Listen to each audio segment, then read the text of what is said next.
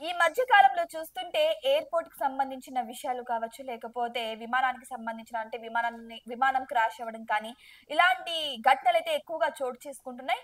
ఇంకొకటేంటంటే ఇవన్నీ కూడా వరుసగా జరుగుతూ వస్తున్నాయి. ప్రతిరోజు కూడా ఇటువంటి వాటిపై అప్‌డేట్స్ వస్తూనే ఉన్నాయి.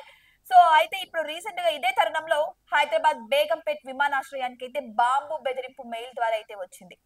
సో, హైదరాబాద్ బేగంపేట విమానాశ్రయంలో బాంబు పెట్టారు అనైతే ఒక మెయిల్ ద్వారా వచ్చినట్టు తెలుస్తోంది. ఇక Telangana special protection force, CISF, ఇతర భద్రతా దళాలైతే వెంటనే ఆ బెదిరింపు వచ్చిన వెంటనే కూడా అప్రమత్తం అవ్వడం అయితే జరిగింది. ఇక విమానాశ్రయాన్ని ఖాళీ చేసి బాంబు నిర్మూలన బృందం అయితే తనిఖీలు చేసింది. ఇక సైబర్ క్రైమ్ పోలీసులు దర్యాప్తు అయితే ప్రారంభించారు.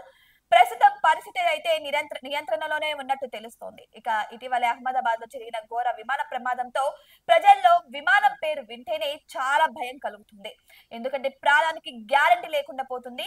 సో ఇదే తరుణంలో ఎక్కడ ఏ విమానం ఎక్కితే ఎక్కడ క్రాష్ అయిపోతుందో తెలియదు, ఎక్కడ హైజాక్ అయిపోతుందో తెలియదు, ఎక్కడ ఏ లోపం వల్ల విమానము పేలిపోయిద్దో తెలీదు. ఇప్పుడైతే అదే తరుణంలో అయితే ఇప్పుడు బేగంపేట ఎయిర్‌పోర్ట్‌కి అయితే బాంబు బెదిరింపు అయితే వచ్చింది. సో దీని వల్ల ప్రజలు కూడా భయాందోళనలకు గురవుతున్నారు. ఇక ఈ బెదిరింపు అయితే మెయిల్ ద్వారా వచ్చినట్టు తెలుస్తుంది.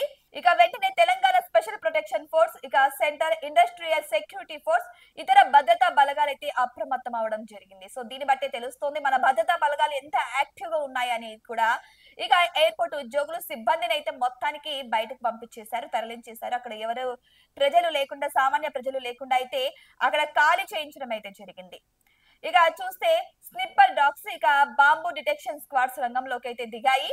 ఇక బాంబునైతే వెతికి తీస్తున్నారు. ప్రస్తుతం జాగిలాలు బాంబు ఎక్స్‌ప్లోజివ్ ఎక్స్‌పర్ట్స్ ఇక ఎయిర్‌పోర్ట్ నైతే అణువణువున గాలిస్తున్నారు. మొత్తం అయితే సెర్చ్ చేస్తున్నారు. ఇక ఎయిర్‌పోర్ట్ అథారిటీ ఇప్పటికే అత్యవసర సహాయక సిబ్బందిని సైతం రప్పించడం జరిగింది. ఇక ఈ బెదిరింపు మెయిల్ పై సైబర్ క్రైమ్ అధికారులు దర్యాప్తు అయితే మొదలుపెట్టారు. ఇక మెయిల్ పంపిన వల్ల క్రెడెన్షియల్స్ కనుగొనేందుకు కూడా కసరత్తు అయితే ప్రారంభించారు. ఎవరు పంపించారు, ఏంటి అనేది కూడా ఇంకా డీటెయిల్ గా తెలియదు. అయితే ఇప్పటి వరకు కూడా బాంబు ఉన్న సంగతి కూడా ఎక్కడ బయటపడలేదు, స్పష్టత అవ్వలేదు. అంటే ఇది కేవలం నకిలీ మెయిలా, లేకపోతే నిజంగానే బాంబు పెట్టారా, లేకపోతే మన భద్రతా బలగాలు కనుగొనలేకపోయాయా? సో ఇవన్నీ కూడా ఇప్పుడు ప్రజల్లో అయితే అనుమానాలు రేకెత్తుతున్నాయి. ఏదేమైనా సరే ఇటువంటి విషయాలైతే ఇప్పట్లో ప్రజల్లో అయితే చాలా భయాందోళనలు కలిగిస్తున్నాయి. ఎప్పుడు ఏం జరుగుతుందో తెలియట్లేదు. సో ఒకరి స్వార్థానికి ఇంకొకరు బలవుతున్నారు అన్న తరుణంలో అయితే ఇక్కడ చోటు చేసుకుంటుంది. కాబట్టి ఇప్పుడు ఎయిర్‌పోర్ట్ కూడా ప్రజలు ఎక్కువగా మక్కు చూపించడం లేదు. మరి వెయిట్ చేసి చూడాలి మన భద్రతా బలగాలు ఆ బాంబు ఎక్కడుందో కనిపెట్టగలరా? లేకపోతే మరికొంత సమయం పడుతుందా? లేకపోతే ఈ విషయంలో విఫలమయ్యే ఛాన్స్ ఉందా? అంటే అసలు లేదనే చెప్పొచ్చు.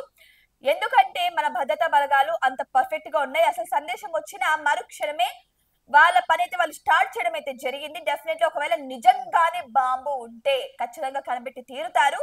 సో ఇప్పుడైతే సామాన్య ప్రజలకైతే ఎటువంటి ప్రమాదం అయితే లేదు. ఎందుకంటే ఇన్ఫర్మేషన్ అయితే ముందే రావడం జరిగింది. కానీ ఇక్కడ ఇంకొక కోణంలో ఆలోచిస్తే నిజంగానే ఇన్ఫర్మేషన్ ఎవరిచ్చారు? అసలు నిజంగానే బాంబు ఉందా అన్న తరుణంలో కూడా విచారణ కొనసాగించడం జరుగుతుంది. మరి వెయిట్ చేసి చూడాలి ఏం జరగబోతుందా అని. నిజంగానే బాంబు ఉందా, లేకపోతే ఫేక్ ఇన్ఫర్మేషన్ వచ్చిందా అని. ఇటువంటి మరిన్ని అప్డేట్స్ కోసం అయితే మా ఛానల్ ని సబ్స్క్రైబ్ చేసుకోండి. అంతవరకు సెలవు. నమస్కారం.